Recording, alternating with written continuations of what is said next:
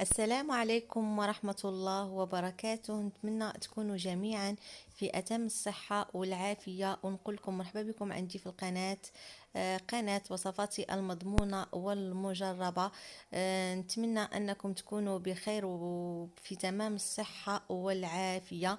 اليوم إن شاء الله جبت لكم وصفة جد فعالة ومضمونة للقضاء على الكحة أو السعال بالنسبة لجميع أفراد العائلة، سواء كانوا كبارا أو صغارا. يعني هذه الوصفة كتفيد جميع الفئات العمرية. بالنسبة لهذه الوصفة كما كنسبق وكنقول في قناتي أن أي وصفة كنحطها في القناة إلا وكتكون مجربة ومضمونة، مجربة مني شخصيا وعارفة النتيجة ديالها والفعاليه ديالها. اي انني ما كنحط ابدا في القناه ديالي اي وصفه ما كنكونش يعني عارفه النتائج ديالها. بالعكس كل الوصفات ديالي يعني متيقنه وعارفه النتائج ديالهم مليار في المئة. بالنسبة لهذه الوصفة هذه كما قلت أنها وصفة جد فعالة للقضاء على الكحة أو السعال بصفة نهائية. الوصفة متكونة من مكونين فقط متوفرين في كل بيت.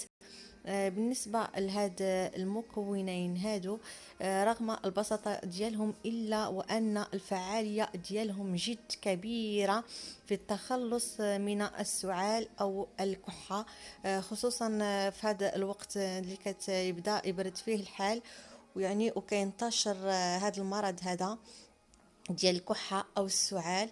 الله يحفظنا ويحفظكم ويحفظ جميع وليداتكم. بالنسبة لهاد الوصفة هذه نتمنى أنكم تجربوها وعينكم مغمضين، وأكيد غادي تشوفوا النتيجة ديالها، وأكيد أكيد يعني غادي تدعيو معايا. كما قلت أن الوصفة متكونة من مكونين بسيطين، هما زيت المائدة كما كتشوفوا في الفيديو. نعم، زيت المائدة. غادي تعجبوا، ولكن أن هذه الوصفة هذه خطيرة فعلا في القضاء على الكحة أو السعال.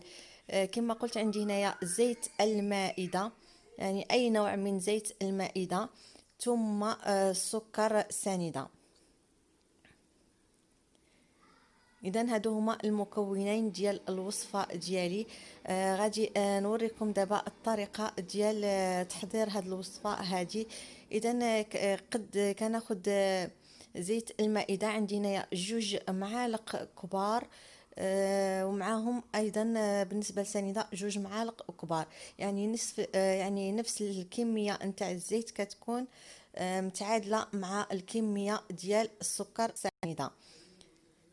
بالنسبة للطريقة غادي ناخد الزيت، غادي نضيفها لسكر ساندة، ثم غادي نحرك هاد المكونين هادو مزيان حتى يعني ينسجموا مع بعضياتهم.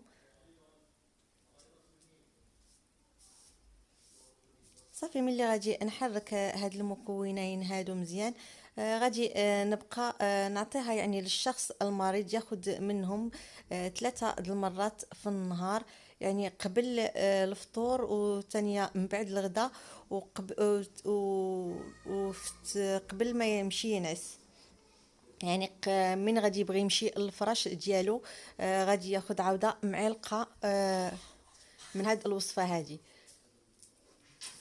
اذا حبيباتي هذه هي الوصفه، نتمنى انها تكون عجباتكم وانكم تجربوها. اكيد غادي تعجبكم، واكيد ايضا انكم غادي تشوفوا النتيجه ديالها.